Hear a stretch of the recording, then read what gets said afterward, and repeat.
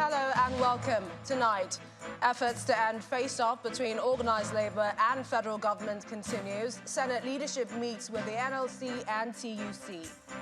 Ahead of Thursday's meeting of ECOWAS heads of state and government in Abuja, the president orders financial sanctions on entities and individuals involved with the military junta in Niger Republic. Inspector General of Police orders police AIGs and commissioners in charge of states bordering Niger Republic to work with sister agencies to prevent breakdown of law and order in the respective areas. On business news tonight, International Air Transport Association reports 2.8% air cargo demand drop in Africa as contraction eases globally in June. On sports news tonight, Morocco becomes the fourth African team to crash out of the FIFA Women's World Cup following a 4-0 defeat to France in the round of 16.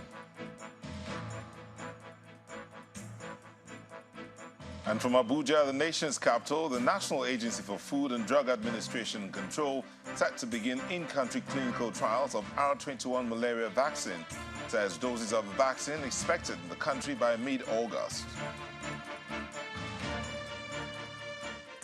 And in international news from London, the US Secretary of State, Antony Blinken, says Russia's Wagner mercenary group is taking advantage of instability in Niger.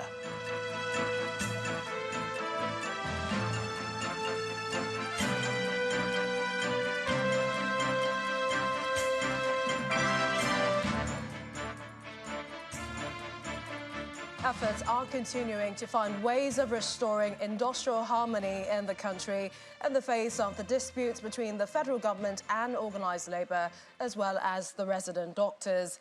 Let's begin with today's meeting between the Senate leadership and the labour unions at the National Assembly, where the President of Senate, Senator Godswill Akpabio, gave assurances of the readiness of the Senate to partner with labour to resolve the issues. Our correspondent Linda Kigwe reports. On Wednesday, August 2nd, Nigerian workers, led by organised labour, occupied the National Assembly to protest the difficult times brought on by the removal of subsidy on petrol. The protesters submitted their demands to the Senate, which resolved that it would meet with the NLC and TUC leadership in the shortest possible time to find an amicable resolution to the current impasse. This is the meeting which the Senate promised to convene, and the leadership of the labour unions are in attendance. The NLC president puts on the table what the unions are seeking to ameliorate the hardship caused by the removal of subsidy on fuel, which has caused a rise in the cost of transportation and that of living. Our agreement with government in 2020, the CNG was being targeted at 19 naira per litre. As an alternative to PMS that was at 185 then. The option of equally repair of our refineries was looked into. We can't survive on PMS that is import-driven. Comrade Ajero was also dissatisfied with the level of progress in engagement with the federal government. We had agreed for a wage award, which is not new in Nigerian parlance. From the dodgy days, dodgy award, to even early this year when the federal government paid 40% award to some of their employees. So we are conscious of that, and we have agreed on wage award. And up to this moment, the Committee on Wage Award is yet to sit. The president of the TUC, in his presentation, says the interventions brought forward by the federal government are not far-reaching. He also maintains that the country's political elite has not modelled the sacrifice they are demanding from Nigerians. You are the political class. You are asking us to keep sacrificing, but we have not seen the palpable sacrifice from both the executive, the legislature and the judiciary. The president of the Senate tells the labour unions of the efforts with the executive to ameliorate the sufferings of Nigerians.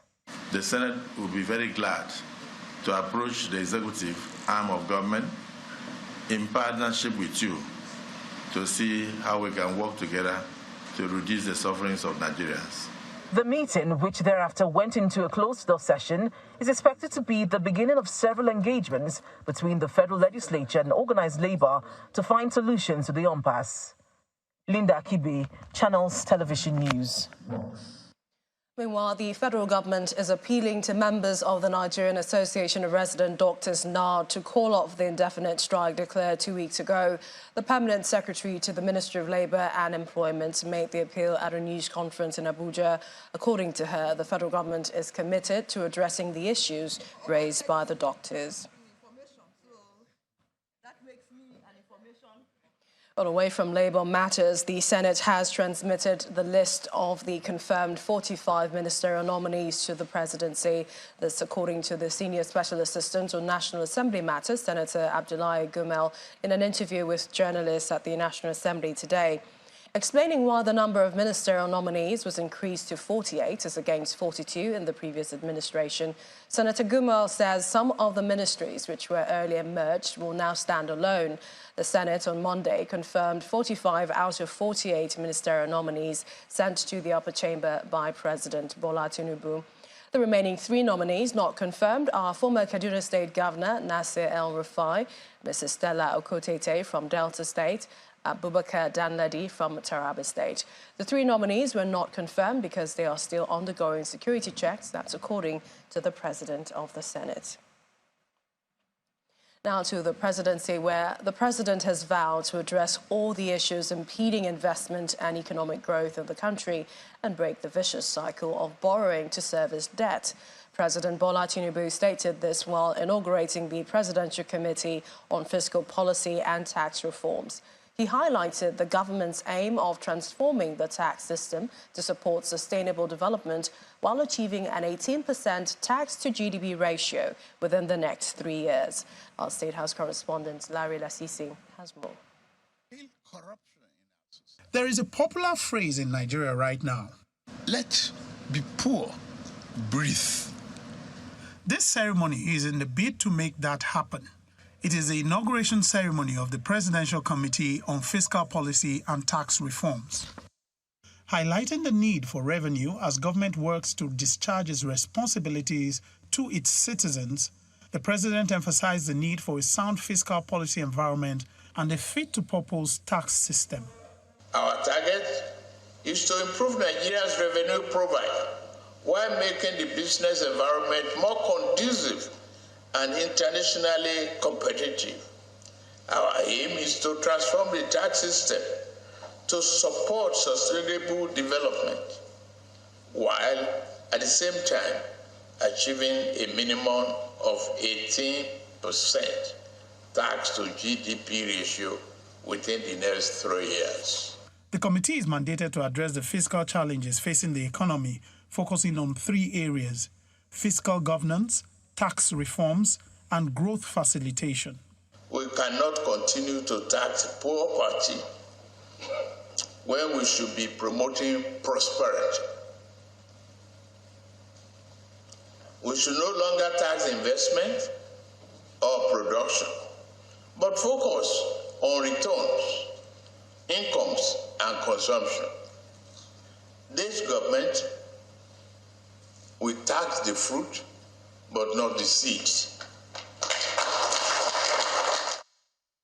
Speaking with journalists afterwards, the chairman of the Presidential Committee said the mandate of the committee will include reforms across the 3 tiers of government. That fiscal governance also says we have to ensure we have coordination in terms of within the federal government itself, and also horizontally or vertically, I should say, with sub-nationals, particularly state, but also local government. And that's exactly what we hope to be able to do. The World Bank country director, who was present at the ceremony, spoke positively about some of the steps taken by government. Just the fact that what His Excellency did on his first day in office, which is eliminate fuel subsidies, that already added close to 2 percentage points of GDP to government revenues.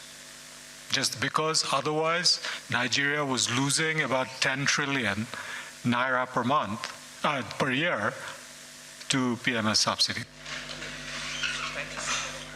The president has mandated the committee to come up with quick reforms that can be implemented within 30 days. They also have a mandate to ensure that they come up with critical reform measures, which will come up and should be delivered within 6 months and implemented within 1 calendar year. So for the committee, their time starts now. From the presidential villa, Lanre Lasese, Channels Television News. Well, staying with the presidency, where the Director General of the World Trade Organization, Dr. Ngozi Okonjo-Iweala, today paid a courtesy visit on the president. After their meeting, the WTO boss said that they spoke in ways of creating jobs for young people, supporting women and children in the country. She said the discussion also focused on the types of support the WTO can bring to alleviate some of the difficulties Nigerians are currently facing.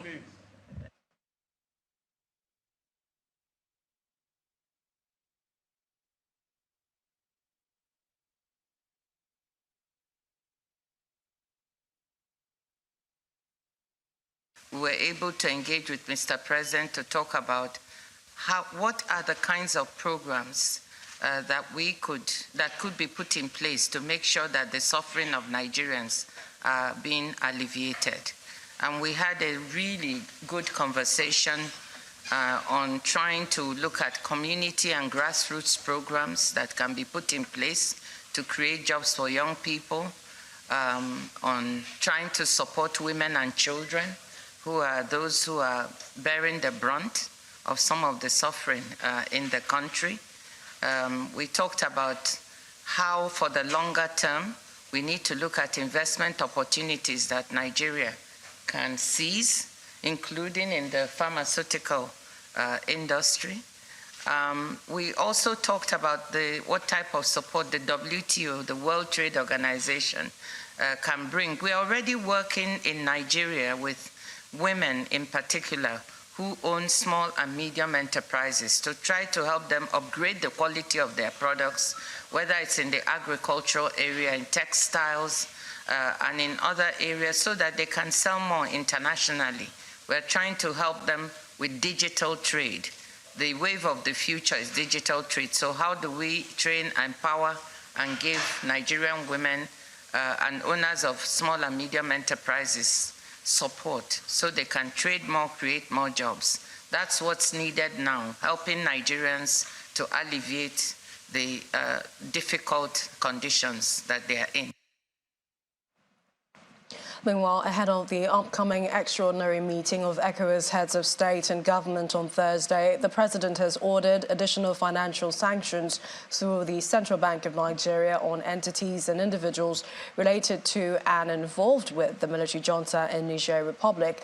The special advisor to the president on media and public affairs, Ajirin Gilali, made this known today, explaining that while no option has been taken off the table, it is expected that far-reaching decisions will be taken by the bloc during Thursday's meeting. He was speaking at a press conference in Abuja. No move taken by the Nigerian government, for example, as part of the regional bloc, has been taken in isolation. What I mean by that is that the Nigerian government has acted on the authority provided by the consensus position taken by the bloc itself, by all members of the ECOWAS heads of state, concerning financial sanctions and many others. I can also report that following the expiration of the deadline of the ultimatum and standing on the pre-existing consensus position of financial sanctions meted out on the military junta in Niger Republic by the bloc of ECOWAS heads of state, His Excellency President Bola Ahmed Tinubu has ordered an additional slate of financial sanctions through the Central Bank of Nigeria on entities and individuals related to or involved with the military junta in Niger Republic. In part two, after the break, Inspector General of Police gives charge to AIGs and commissioners in charge of states bordering Niger Republic, plus troops of Operation Hadarindaji rescue 9 kidnapped victims, neutralized 10 armed bandits during an operation in Zamfara State. That's in a moment. Do stay with us.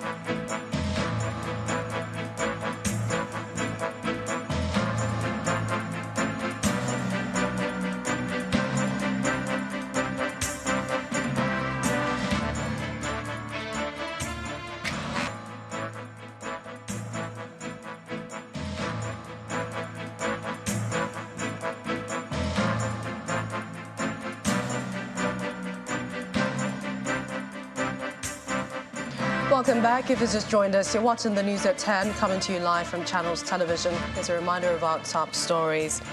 Efforts to end face-off between organised labour and the federal government continue. Senate leadership meets with the NLC and TUC. Ahead of Thursday's meeting of the ECOWAS heads of state and government in Abuja, the president orders financial sanctions on entities and individuals involved with the military junta in Niger Republic. The Inspector General of Police orders police AIGs and commissioners in charge of states bordering Niger Republic to work with sister agencies to prevent breakdown of law and order in the respective areas. And the U.S. Secretary of State, Anthony Blinken, says Russia's Wagner mercenary group is taking advantage of the instability in Niger.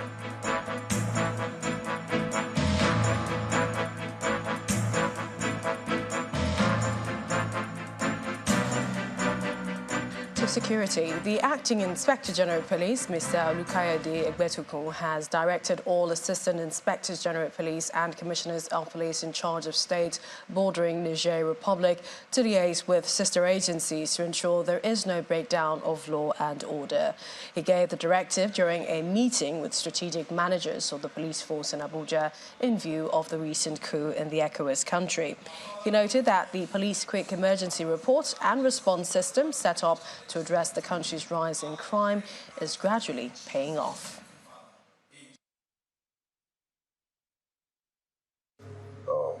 Secure the border in the event of breakdown of law and order around the border.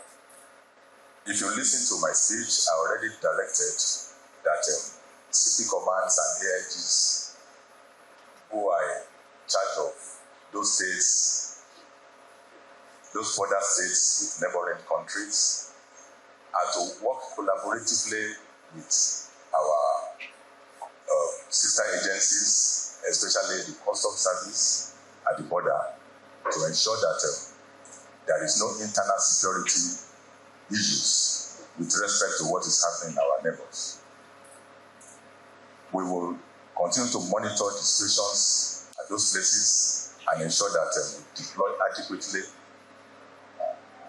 to ensure that we maintain internal security in those areas.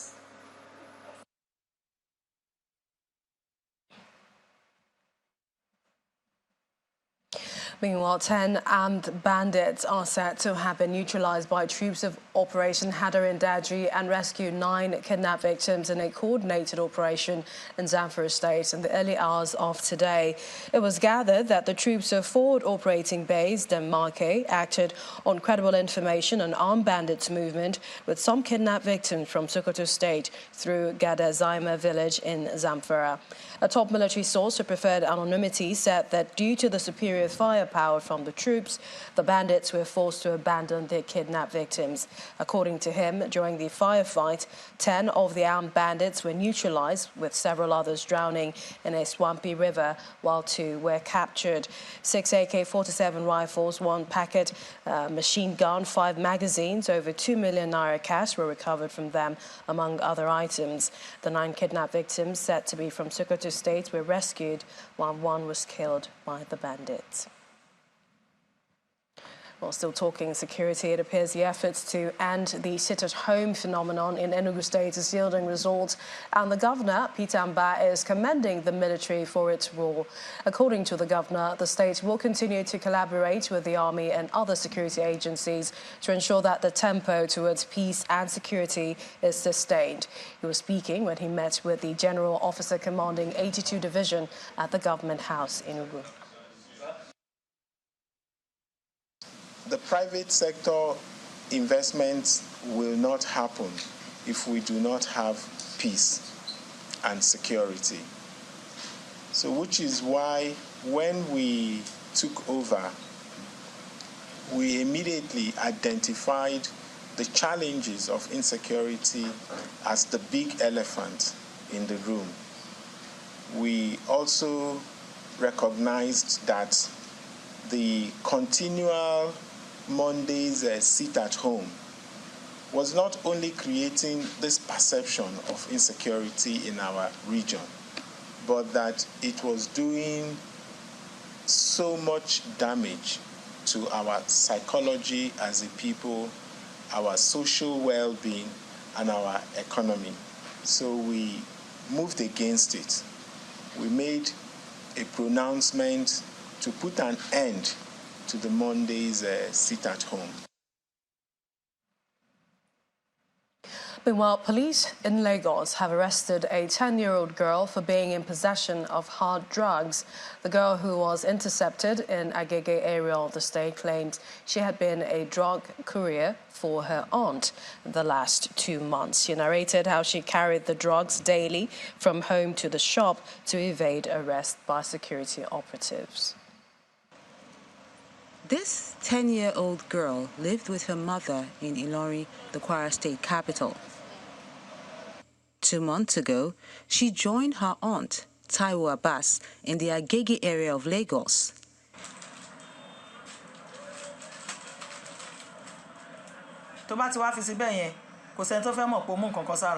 She demonstrates how she's used as a courier for illicit drugs to evade arrest from their home in Okwoba to the point of sale in Agege. When I go from the house, so they now see me, so they now bring me to police station. So the time that I want to bath, they now see drug in my body. So they now ask that how the drug come my body, and I tell her that it's the mommy that I'm living with that put it in my body. If I woke up and I will bathe, just that she prepare me and she will put it in my body to take it to shop, and when we reach shop, she will collect it in my body. But she used to sell it. She said that it's because of police, because police cannot charge me. They used to treat me well, give me food. But it's school that I know used to go, but I want to go to school. Taiwo Abbas, who appears remorseful over her action, explains that her ward carries 78,000 naira worth of the substance on her body. We're here today to expose to Nigerians the methods used by drug barons to have these drugs sold, and to make people watch out and also further collaborate with us in the fight against drugs and other crimes in society. The girl will be handed over to her family. We've established contact with the family, and the woman will be prosecuted accordingly. For now, investigators are on the lookout for other suspects linked to the crime. And a yet-to-be-identified man has reportedly jumped into the lagoon at the Lekki-Koiling Bridge area of Lagos State today. The spokesman of the Lagos State Police Command, Benjamin Hundeyin, as well as the head of public education of the Lagos State Fire and Rescue Services, Amodu Shakiru, said they received the report of the incident. According to Mr. Shakiru, his office got a distress call at about 2:43 p.m. and immediately moved to the location of the incident with a view to rescuing the man. We're off to Abuja for more. No, Tegbe, it's over to you. And thank you, Millicent. Welcome to the nation's capital, Abuja. And we'll start out with the news of the doses of a long-awaited malaria vaccine R21 that are expected in Nigeria by the middle of this month. That is according to the National Agency for Food and Drug Administration and Control, NAFDAC, which explained that the expected doses will only be deployed for in-country clinical trials. NAFDAC had in April this year given provisional approval for the use of the R21 malaria vaccine though experts say it is not a silver bullet for the disease. Conversations around the malaria vaccine have recently generated lots of interest in Nigeria, and it is also the crux of the discussions at this conference in Abuja. Some of our partners are listed. To set the tone for the conversations, a survey report on how some Nigerians respond to symptoms of malaria is presented. What we thought was critical to also identify here is people's practices when they have symptoms of malaria. We did ask a question asking people if they can identify the symptoms of malaria, and they were able to do that. And then we went on to ask them what do they do when they have malaria. And it's of particular concern that only 41% of those that we spoke to said that they will go to the hospital. The survey reveals that only 41% of people who develop malaria symptoms visit the hospital. 22% rather go to a medicine shop. 21% consult a pharmacist, while 11% use herbs. On April 17 this year, the National Agency for Food and Drug Administration and Control, NAFDAC, gave provisional approval for the use of the R21 malaria vaccine in Nigeria. While some hope that the vaccine will be the game changer, recent studies have shown that it is not a silver bullet. Various research also have shown that the effectiveness of the vaccine is approximately 60%, but it significantly wanes over time, even with the booster dose. And what we know now is that the protection is for about 12 months.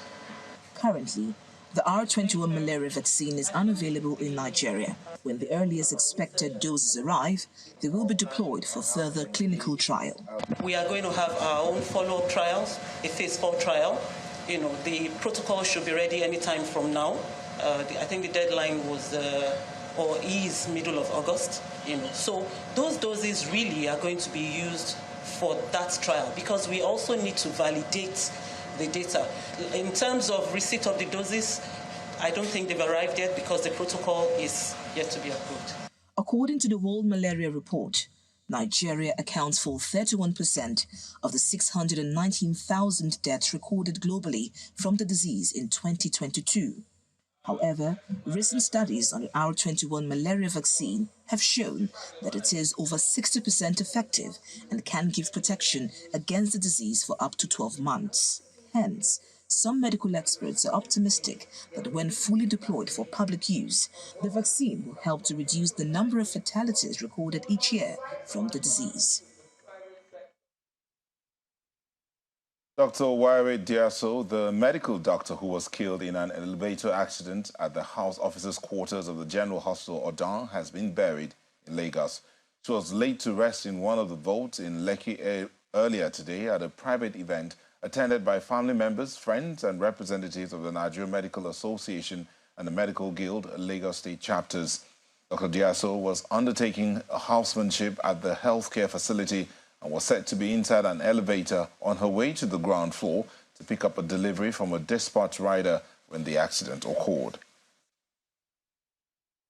And ahead of the November governorship election in Bayelsa, Imo, and Kogi states, the ruling All Progressives Congress, under the leadership of its new national chairman, Mr. Abdullahi Ganduje, says it is optimistic of victory at the polls. It says it's in the process of constituting campaign councils for the off-season elections. The National Secretary of the party, Senator Ajibola Bashiru, stated this in Abuja after a meeting of the APC's National Working Committee. And still ahead on the news at 10, International Air Transport Association reports 2.8% air cargo demand drop in Africa as contraction eases globally in June. And that's on Business News. Do join us again.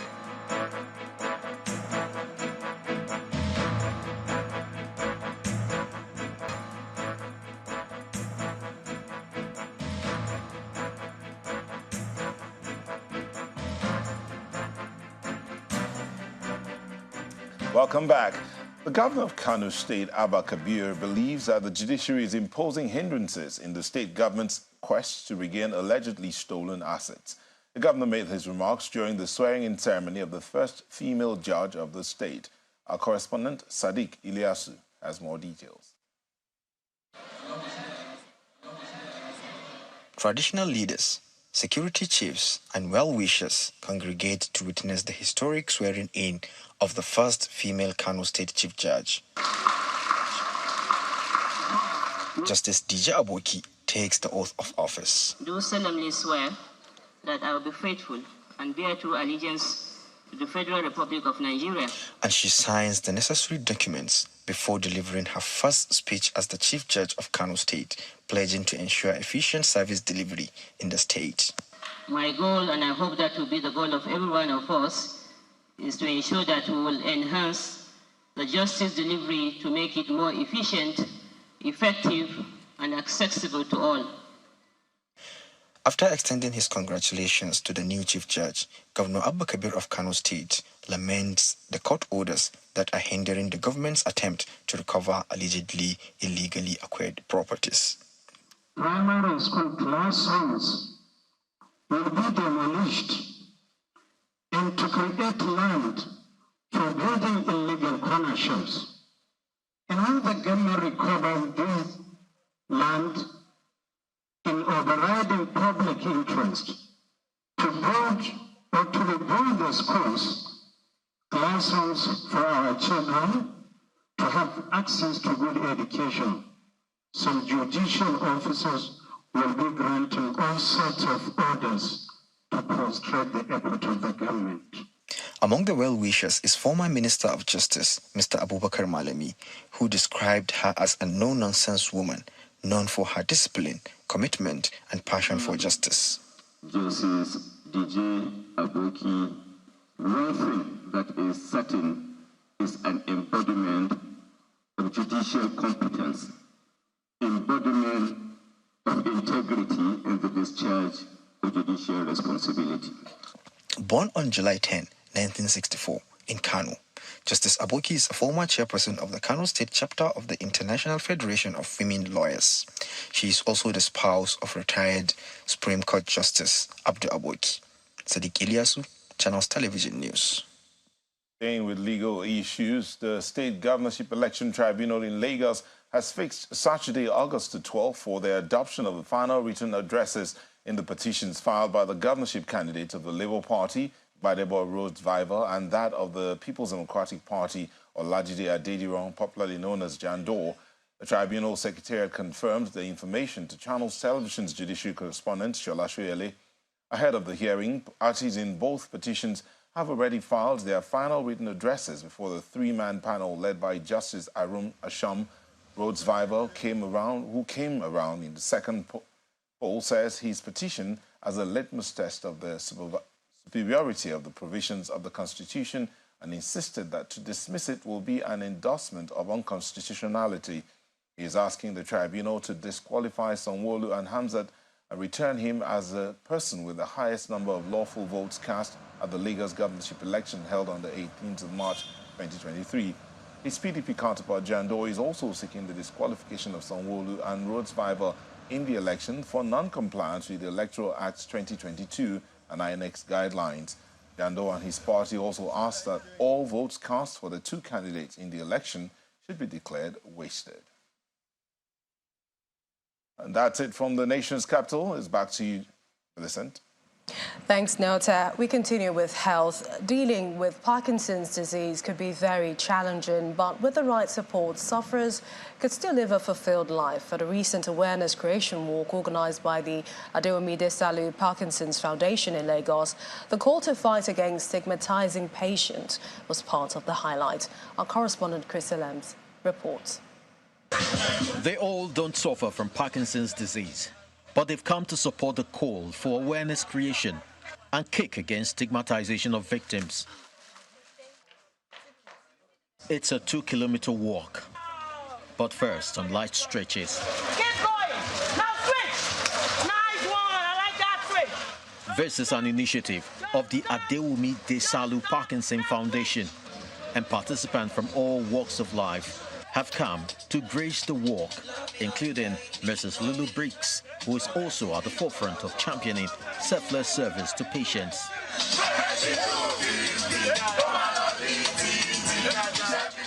The theme for the awareness walk is that Parkinson's doesn't stop.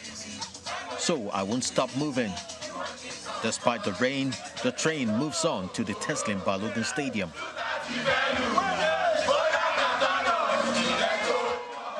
Here, various activities to spice up the occasion are lined up, and the participants, led by the chairman of the board of the foundation, Mrs. Omorinsojo Desalu, take to the dance floor.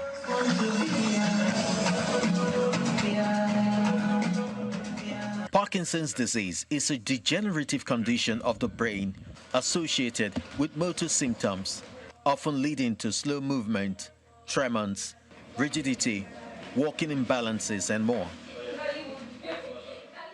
The Adewumi Desalu Foundation operates caregiving center with low-impact gym, a dancing studio, and a boxing studio, amongst others. What these exercises do is that it helps with the brain function, to improve the brain function, to help them to move better and to be able to carry out their activities better. If you're young onset, it's not a death sentence, as a lot of people think. You can manage it, you can find care, and thankfully through the Adewumi Desalu Parkinson's Foundation, you can get support. A calm and serene environment. It sure looks expensive, but the experience seems different. So I'm coming here, when we talked with the proprietors of the places, we discovered that they didn't charge us any fee. It was just free. It's a wonderful place. It's part of a legacy project to honor Dr. Adewumi Desalu, an exceptional engineer and mathematician whose strides were impacted by Parkinson's disease until his demise. A disease like Parkinson's is you can't stop it, but you can slow it down. And you can only slow it down if you catch it in time. So help to diagnose is not the doctor's job alone. It is a public responsibility to the people you love to be able to help and say, we need to look at this. An estimated 10 million people are said to suffer from this ailment globally, which consequence often see caregivers sacrificing their aspirations for sufferers. However, an enlightened population could make a whole lot of difference for them and their families. Chris Elems, Channels Television News. Now to some company news. The contribution of non-oil exports to both gross domestic product, GDP, and total export is set to be abysmally low. This is despite the progress made in that sector over the years. As a way out, speakers at the 2023 edition of the Zenith Bank Annual International Trade Seminar on non-oil export in Lagos have suggested the need to focus more on diverse, value-added non-oil exports. One of the highlights of this year's seminar is the signing of a memorandum of understanding between Zenith Bank and the AFCFTA for the development of a portal to support non-oil export business and advance interregional trade. Since its inception, the Zenith Bank International Trade Seminar on Non-Oil Export has acted as a platform for non-oil export practitioners and relevant governmental agencies to interact, discover opportunities, as well as suggest solutions to the challenges facing non-oil export in Nigeria. The Group Managing Director and Chief Executive Officer of Zenith Bank PLC reveals the unpleasant state of the non-oil exports while also identifying future prospects and growth opportunities therein. If we are looking at economic prosperity for the country and reduce of our dependence on oil, we have no other place to go than to look at non-oil export value addition. It requires expanding the range of value addition and exportable items. And when you add value, what are you doing by domesticating value addition? You are domesticating labor and employment here. The World Bank believes that the effective implementation of the AFCFTA can boost Africa's income by $450 billion by 2035, while adding $76 billion to the income of the rest of the world. These figures highlight the immense opportunities the AFCFTA can bring to Africa and the global economy. What is even more urgent is the need for us to boost intra-Africa trade. And in boosting intra-Africa trade, to completely dismantle the colonial economic model that existed for the last 60 to 70 years, which keeps us trapped. To boost inter-regional trade, Zenith Bank and AFCFTA commit to a partnership for the development of the Smart AFCFTA portal.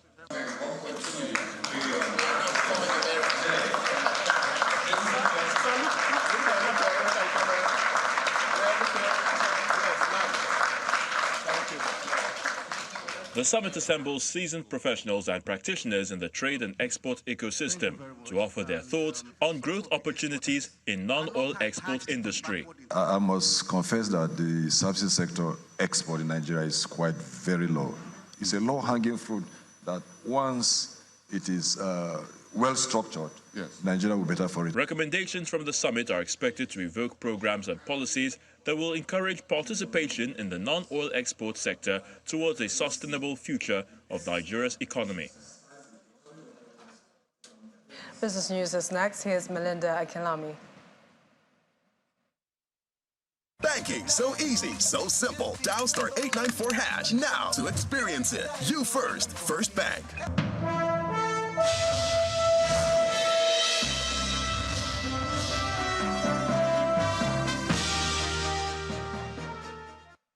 Many thanks, Millicent. Welcome to Business News. Global air demand has fallen by 3.4% in June. That's the smallest year-on-year contraction since February 2022, according to latest data from the International Air Transport Association, IATA. For international operations, demand dropped 8.1% for the half year. However, in June, it was only 2.4% below pre-pandemic levels. African Airlines posted a 2.8% decrease in demand, a decline in performance compared to the previous month.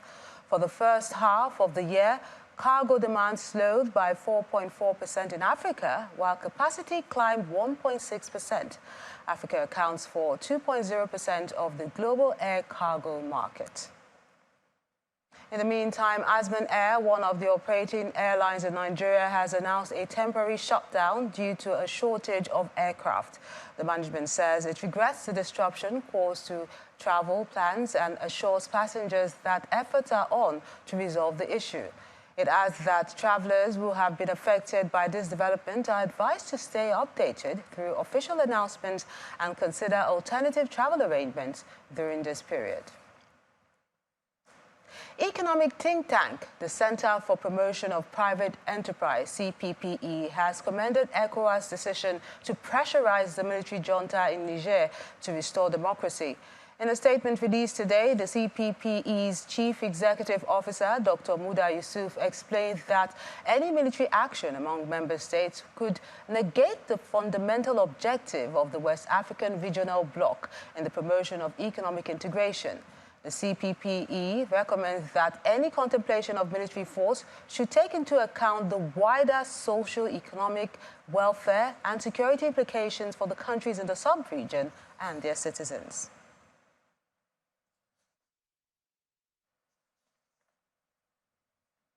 The domestic equities market made a quick U-turn today into negative territory. For the numbers, Will Ibong has details.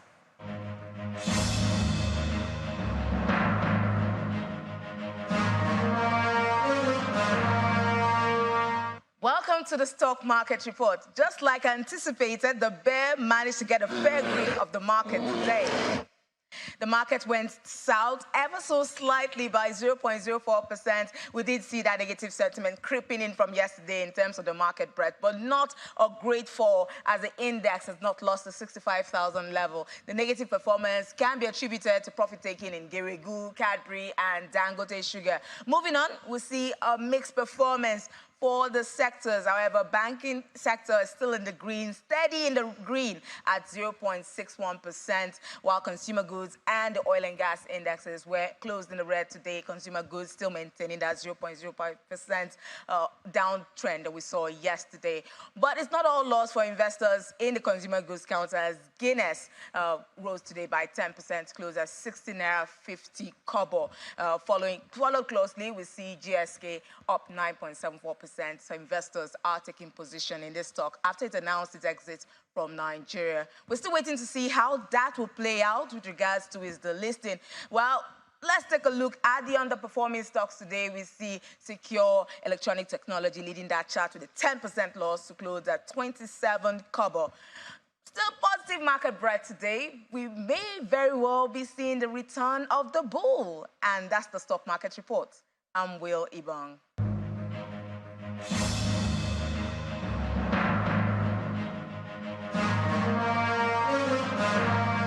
Now let's see the performance of other major stock markets around the world. As Business News is back to you, Millicent. Banking so easy, so simple. Dial *894# now to experience it. You first, First Bank. Thanks, Melinda. To some international stories now. Russia's Wagner mercenary group is taking advantage of the instability in Niger. That's according to U.S. Secretary of State Anthony Blinken. Mr. Blinken said he did not think Russia or Wagner instigated the coup in Niger. However, the U.S. is worried about the group possibly manifesting itself in parts of the Sahel region. Here's Simon Puter with more on this and other international news. Good evening and welcome to the Channel's studios here in London with your international news around the world in 5. The US Secretary of State Anthony Blinken says Russia's Wagner mercenary group is taking advantage of instability in Niger. The country has been ruled by a junta following the ousting of President Mohamed Bazoum nearly 2 weeks ago. There have been suggestions the coup leaders have asked for help from Wagner, which is known to be present in neighbouring Mali. Mr. Blinken said he did not think Russia or Wagner instigated Niger's coup. Meanwhile, the US has paused aid programmes to the government of Niger, valued at more than $100 million. That assistance will affect development aid to the government, security aid to the government. It's a significant amount. I don't have a number because it's a pause, and it's a pause that we would hope would be reversed if the junta leaders would step aside and restore constitutional order tomorrow. That pause would be the pause would go away and security assistance would be reinstated. But as we've made clear, hundreds of millions of dollars are at stake. Ukrainian residents in the town of Pokrovsk have cleared rubble following a night when Russian missiles struck the eastern Ukrainian city twice. The Interior Minister said at least 7 people, including 5 civilians, were killed. 2 missiles hit the centre of Pokrovsk within 40 minutes of each other. The hotel in the centre of the city suffered a direct hit with several floors missing. Residents said the hotel was popular with journalists, aid workers and the military. It was one of the few still operating in the eastern Donetsk region close to the front line. Pakistan's former Prime Minister Imran Khan has challenged his conviction on graft charges in a high court. That's according to his lawyer. Speaking to media outside the Islamabad High Court, another lawyer for Khan, Sher Afzal Mawat, said they also requested that Khan should be allowed to meet his lawyers, doctors, family members and senior party leaders while in prison. Khan has been jailed for 3 years on charges of selling state gifts unlawfully during his tenure as premier from 2018 to 2022. China's imports and exports have fallen more sharply than expected last month as weaker global demand threatened the recovery prospects of the world's second largest economy. Official figures show the exports fell by 14.5% in July compared with a year earlier, while imports dropped by 12.4%. The trade figures reinforce concerns that the country's economic growth could slow further this year.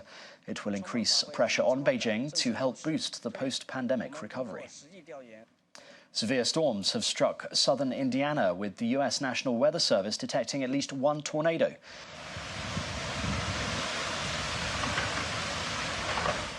Video footage showed gusts of wind and rain whirling through a parking lot in Salem.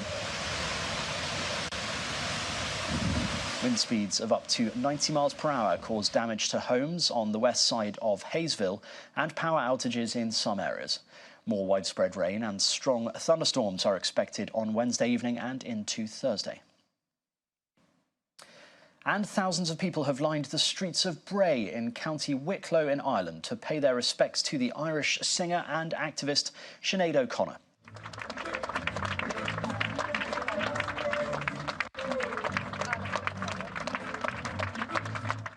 People cheered, clapped and threw flowers as the funeral cortege passed by.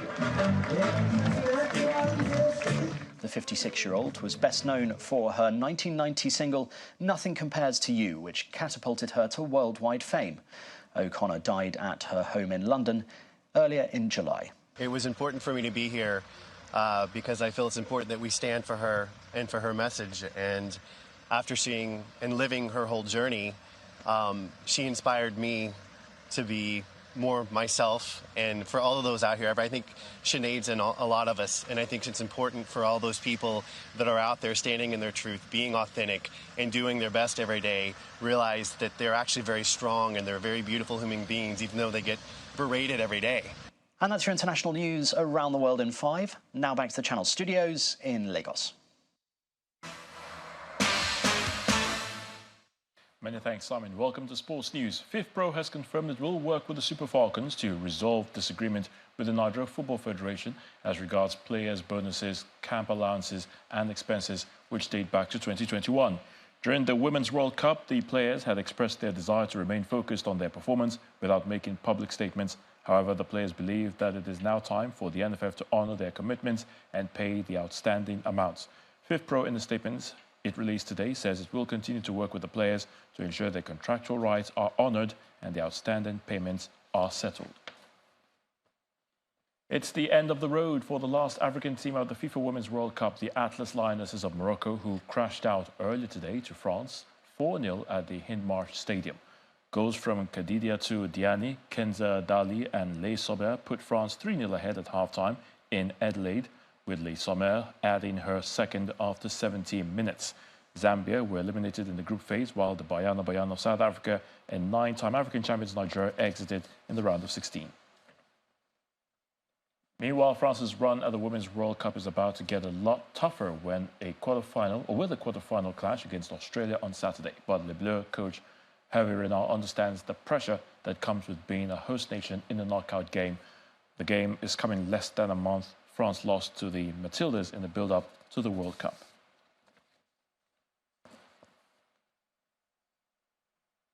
And that's Sports News. I'm Ayotunde Balogun. It's back to you, Millicent.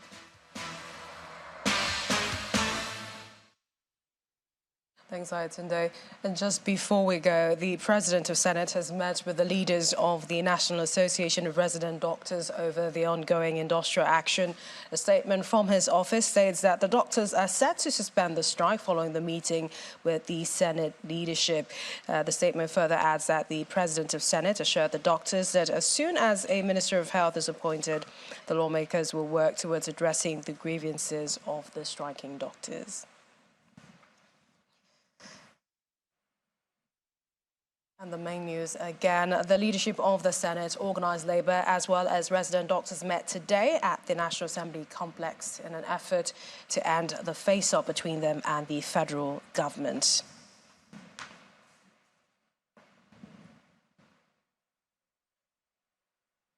That's News at 10 tonight. Many thanks for watching. I'm Millicent Walker. Have a good night and stay safe.